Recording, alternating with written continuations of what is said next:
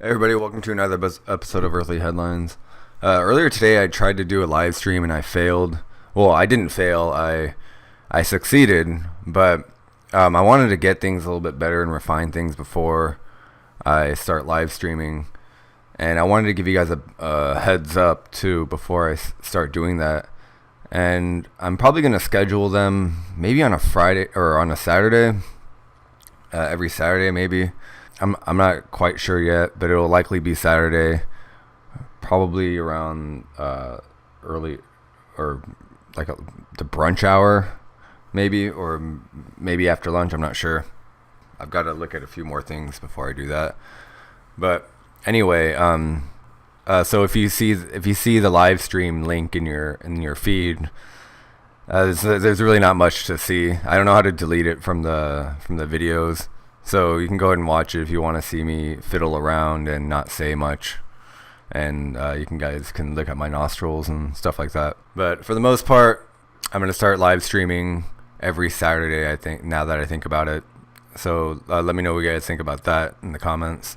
But what I really want to talk about is this 4,000-year-old board game carved into the earth. And this was... They found several of these now, and they all date to right around the same time, about 1700 BC. And just to put that in perspective, that's about 1,000 years before Rome became a thing. It's a really interesting article, and I think it kind of humanizes, and well, not just humanizes. I mean, we're talking about humans like us, but it kind of endears the modern person to the ancient person. And what do I mean by that? Well, we'll get into that in a second. So they found these patterns of small holes in Azerbaijan, and here's a decent picture of it. There's some others. So allegedly one of the world's most ancient board games, and it seems to be the same game that was played at the other similar sites that they found. So this guy Walter Christ, he's a research associate with the American Museum of Natural History in New York. So he found it, or he didn't. I don't know if he found it, but he visited this rock shelter in this national park in Azerbaijan, and then he wanted to see if it was a game, and in fact, he did find that it was a game. So he didn't find the site itself. He just went and looked at it and determined that it was actually a game. The game some people, it's called Hounds and Jackals, or 58 Holes, or I don't know. There's a bunch of different names, and they're not exactly sure what game it is. Some people think it's a form of backgammon. To me, it looks like Chinese checkers. I don't know. It just seems... It's definitely a game, though, for sure. British archaeologist Howard Carter, he found a game set with playing pieces fashioned like similar to the ones they found at the site. This one, though, belonged to the Egyptian pharaoh Amenemhet IV. So they think that this game is the same. It might be the same game. So they found this distinctive pattern in both games of round pits scored into the rock of the shelter. They think that this one may be even older than the game set found in the pharaoh's tomb, which is interesting. And if we just look at the map here, let's just look at the geography. So they found this in Azerbaijan up here in the northeast, and the pharaoh's tomb I think is also in northeast Egypt, somewhere around here. And so it's not that great. I mean, it's a pretty big distance, but it's not that great of a distance. So it makes sense that people in this region were playing this game for a prolonged period of time. So the rock drawings from this shelter, they think it dates to about 2000 BC, so about 4,000 years old. And this is when Azerbaijan was populated by cattle herders. Like, this entire Caucasus region has a large, or they have this large, or had this large tradition of being cattle herders.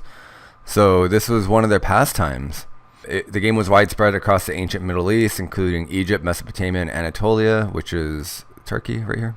It suddenly appears everywhere at the same time. So somehow went viral. Someone invented this game and it became amazing. Because remember, back then they probably didn't have many recreational activities such as this, especially back then. So this is kind of a breakthrough, so to speak, and they were gaming a lot with each other. And it seems like a pretty fun game. I mean, if you guys have played backgammon, I'm sure you guys have fiddled with Microsoft games. It's pretty fun. Like, especially back then, you could see how you can get a large group of people and play, and they probably bet, and there are probably fights over it, just like today. So it's really interesting to see them. This is a very modern, gaming is very modern, right? A modern recreational activity. It's interesting to see this interaction happen back then. So a little bit more about the site. So this is near Baku, which is right here on the eastern coast, right here of Azerbaijan. And it starts with some sort of housing development or some sort of commercial development or something. And it buried the site. And then they found this place that was within the national park, Gobustan National Park. They found another rock shelter that also had this gaming structure, these holes cut into the rock. And they're in the same distinctive pattern that showed how they were used. Christ thinks that the games have been played for about 1,500 years, very regularly. He thinks that the rules were unified, so they were all playing the same game for over 1,000 years. I don't know how he can be so certain with that conclusion, but it does make sense. If there were some sort of unified rules in place, because how else would you interact with people from other regions? I mean, assuming that there was a type of language barrier, some level of language barrier, they would play this game and they would just mutually agree to the rules right away. So again, it was played kind of like backgammon. They have counters, so sometimes they would use seeds, sometimes they would use stones, and then they would just move around the board. So what it looks like is it's 2 rows in the middle and holes that arch around the outside, and it's always the 5th, 10th, 15th, and 20th holes that are marked in some way. So every 5 holes, there's a special hole, and then there's a hole on the top which is bigger than all the other ones, and they think that that's what wins you the game if you get into that big hole. As far as how they moved their markers, there might have been casting sticks or dice, or some other way to regulate the movement of the board, but they haven't found anything like that. So that's just all speculation. The fact that it was an ancestor of modern backgammon, for some reason Chris rejects that idea because he thinks backgammon was derived from the Roman game tabula. But I don't know. I don't see why they all can't be connected, because this ancient game, this 58 holes game or whatever, goes back even further. I mean, it's 4,000 years old. Who knows? Anything fun like that spreads pretty quickly. So I wouldn't be surprised if the Romans just had their own version of the game. Because remember, the Romans were almost like over 1,000 years, well over 1,000 years before they came around. So this game was already there when the Romans were rising. The oldest game they found is the royal game of Ur, dating from the 3rd millennium BC. So the Sumerian game is 1,000 years older than this game that we're talking about that they found in Azerbaijan. So there's another ancient Egyptian board game called Senet and Mehen, which appeared around 3000 BC as well in Egypt. These games were able to cut across cultural boundaries. People use the game to interact with one another. Obviously, games are a uniquely human thing, especially games with rules like this. It's an abstraction, so they're able to think in the abstract back then, moving stones and blank spaces on the ground. There's no real effect on your daily life, but it helps you interact with the person you're playing against or with. It's almost like a language in a way, according to Christ. I don't know if it's Christ or Christ, but I'm just going to say Christ. I'm sure people fought too. There are probably disputes. Probably people have gotten stabbed or murdered over the game too. They probably bet money on it, I'm sure. But I thought this is an interesting. Here's another picture of the rock shelter. The other thing about this region in Afghanistan and Iran and Iraq, there's a lot of rock shelters here, and I think I talked about this in a previous video. Like I mentioned Petra, and then there's all these networks of caves, and Lord knows how many there are and how many have been left unvisited for thousands of years, but they're out there.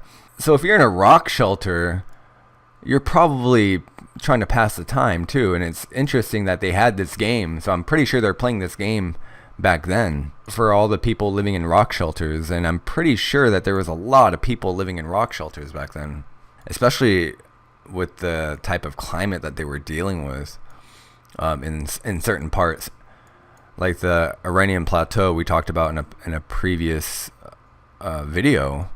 In Tehran, actually, there, right here in northern Iran, there's all kinds of rock formations and shelters here that they must have played a game. Maybe they haven't found it etched into the ground, but they must have had some other versions of it for sure, where they could play in the dark, indoors, so to speak, in cavern, I guess.